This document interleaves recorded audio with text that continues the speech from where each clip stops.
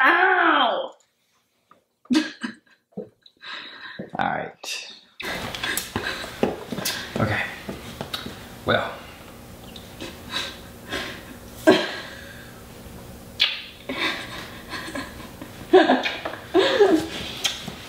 I'll start it with the fact that we've already done this once.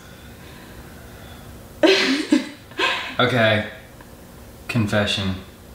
We've done this once. And I cut my head off. Stop. We were in Atlanta, Georgia at the NRA convention, and I was working on the release of a new app that our company just built called You Do Outdoors, and Peyton was there working with Halo Waterfowl. And are you set? Are you good? Go. Should we start over? No. Just keep going? Go. Go. Like you said, we were at the NRA convention in Atlanta. I remember standing there with a few other people talking, and he walks up and introduces himself for the fifth time. I was just making a face, so say that again. No, we've said it enough. Say it again. We'll cut it So Peyton and I met. We were at the. You want me to do it again? Hang on. No. You want to not make it? No. Stop talking. So we were at the NRA convention. No. So you all know where we were at this point. Yeah. Okay. Shh. So we started walking to eat for lunch to the food court, and we were walking with a group of people. We were kind of all trailing, and one of the men that we were walking with is actually a youth pastor in the Atlanta area, and he was there with the company I was there with, and he was talking about this new ministry that he had started within this waterfowl company, and he's telling us all about it, and then we finally get to the food court, and we are starting to stand in line to get food, and he finally is finished telling us about it, and he... You're not even gonna tell them what it's about? I did tell him what it was about. I said... Will they take kids from, like, inner city? I wasn't gonna explain it. It was just a ministry that... Will they take kids home? Because you don't even know what it's called, so there's no... Halo X. It's called Halo X. Oh, you looked it up. No, the first I remember what he said when we were standing there talking. I said it Somebody the was other paying day. attention. You She was didn't know googly it. eyed over me, this 21-year-old. We'll pull up film from the other day when we did this, and he didn't know the name that I said, Halo X. Did I say that NRA line thing again? What NRA line thing? What NRA line thing? It's gonna be good. I'm gonna start over from the barbecue line thing. Oh my god. I love you. So, so the guy gets done telling us about his new ministry that he started, and now we're in a barbecue line at the food court at the NRA convention, and the guy that was telling us all of this turns to Peyton and I and says, "So, how long have you guys been married?"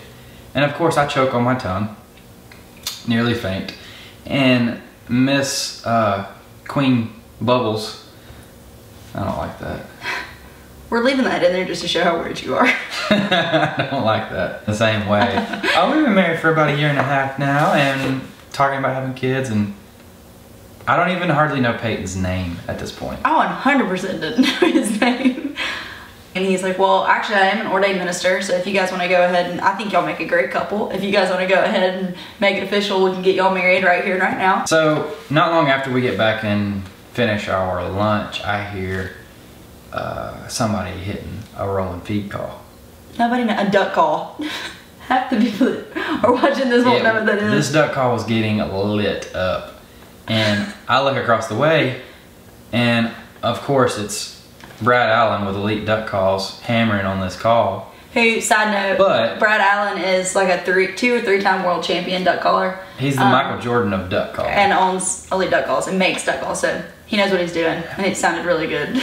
And this one had the bright idea to have a friend film her. A girl named Christina was filming her, pretend like she was blowing a duck call with Brad standing behind the camera, just lighting this thing up, making it sound like... I was standing in the middle of the aisle actually, so everybody at the NRA convention that was walking by could see me and thought that I was blowing the duck call.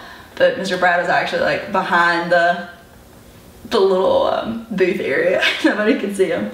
So I see this from my booth, actually everything that's going on. I see Mr. Brad behind the camera blowing the duck call and Peyton in front of the camera faking it. So of course I film it from the side and post it, tag them, hashtag fake news.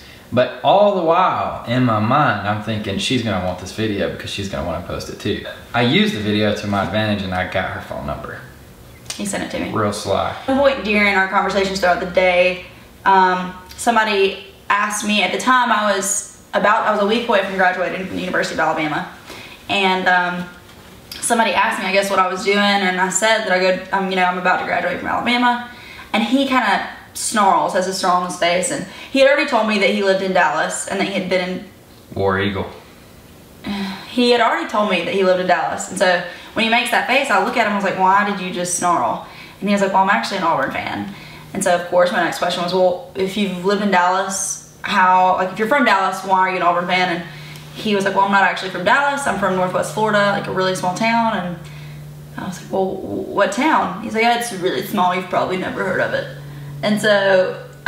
So I say Chipley, Florida. And she says, did you actually know where Chipley was? Yes. I said, that's weird because I actually know exactly where Chipley is. I drive through it on the way to my beach house. Yeah, to my family's beach house. And so I knew exactly where it was, and we're about an hour and a half apart from where I'm from. And so I told him that I'm from Eufaula, Alabama, and he knew exactly where that was. And then we keep connecting the dots, and somehow find out that we were both born in the same hospital in Dothan, Alabama. Anyway, the point is, I got her phone number, and then we both kind of had to go back to work. And then later that afternoon, whenever everybody left the convention, I asked her if she would go eat dinner with us, and of course she... I wasn't supposed to be staying in Atlanta that night. I was supposed to already be going home. Well, I didn't know all this. I just thought she was playing whatever, like she didn't care and that she was going back home. So I said, okay, I'll text you a place when we get one, but I really didn't honestly think that she would come. And all the while, in the back of her mind, she was saying that she knew she was coming. She knew she was going to get another hotel room, and she knew she was going to go out with us that night. Didn't you? What else happened, babe? You fell in love with me. It really don't matter, but we went out that night. Oh, we gotta night. tell them about that night. Oh, that's what I was about to do, but we don't have to give them full details, but just... Yeah. That night we went out, and we were having a good time. We went out with a group of our now friends, and some guys hit on me at the bar, and... Lots of guys. Not lots of guys. He was so dramatic. No, like 2. It was a group of 2. Whatever. It was like 2 guys. Anyways, and he got mad and walked out of the bar we were in. And towards the end of the night, I walked out of the bar. Right then, we were about to leave. We were all getting... Anyways. Well, most of you that will see this video probably already know that she was Miss Alabama, and these guys recognized her. That does not ever happen. Miss Alabama. 2 years. It was 2 years ago. That never happens anymore. Like, especially in Atlanta, Georgia, a state over. Yeah. That never happens. And so these guys I think are from Mississippi actually, or something weird. Wherever they were from, they knew who she was, and they had to have her phone number, and they also had to have a picture with her. They didn't get my phone number. They got my sister's phone number. And her pregnant sister's phone number. Well, she was pregnant at the time. Yeah, that was a thing that I did in college. I gave people my sister's number. Anyways, and so he walks outside. He was so mad. He was pouting. Like, you don't even hardly know each other, so you can't step in and say, "Hey, bro, back off." What would you do now? I would definitely step in and say, "Bro, back off." I would have never let it get even. No, that just wouldn't have happened. It hasn't happened since, because it never happens. I'm corralling friends into this Uber so we can get back, and I get in the back seat with her and another girl. She's in the middle, I'm on the side, and I'm not talking to her. I'm kind of sitting off to my side and pouting. That's called pouting, people. Not even 5 minutes go by. She's saying I'm pouting, whatever she wants to call it. She reaches over and grabs my hand and acts all sweet. And all of a Crazy sudden, what just a simple handhold will get you, girls. All of a sudden, I wasn't upset anymore. It still works. Oh my gosh.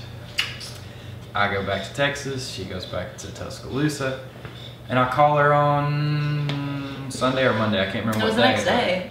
I called her and we talked for hours. Called her again. Every night. And we talked for hours. And I called her again and we talked for hours. And I called her again and we talked. So every night for 2 weeks he would call me around the same time. Was it 2 whole weeks before we? Mm-hmm. It was actually 3 weeks. So it was 2 whole weeks, and he called me every night. We literally talked 4 hours on the phone. I think it was only a week and a half after we met. He called and told me your intentionality, and I just called her and I said, you know, Peyton, I'm not. Guys, listen, and girls expect this.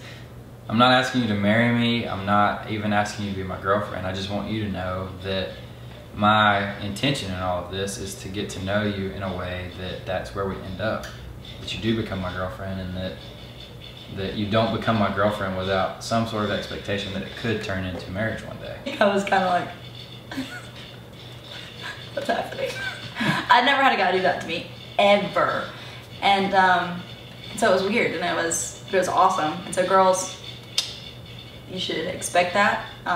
And guys, you should do that, because I don't think that's very common anymore, but. No, so it worked. It did. But I just think you should be a man about it and be upfront and let the lady know what your expectations are. It'll go a long way. Long way. We have a lot of stories within those next few months, but we aren't going to tell you those right now. Kind of how I ended up from we met in Atlanta, and here I am today. We're engaged, and I'm living in Texas, and so we'll kind of fill in the gaps on that in the next video. And then the channel gets up to 50 YouTube subscribers. Gets up to a 50. Blah, I can't say that. When it gets up to a 50, we'll make another video. There's a lot of really cool details in between then and now. And things just keep getting cooler. So we have some neat stuff to share with you guys. I think it's very rare to see love stories like ours these days, because we didn't know each other before. No social media connections, no nothing. So that's true. Anyways, that's in the next video. Thank you guys for watching. See you guys in the next one. In the next video, I'll teach you how to find a Texan to marry.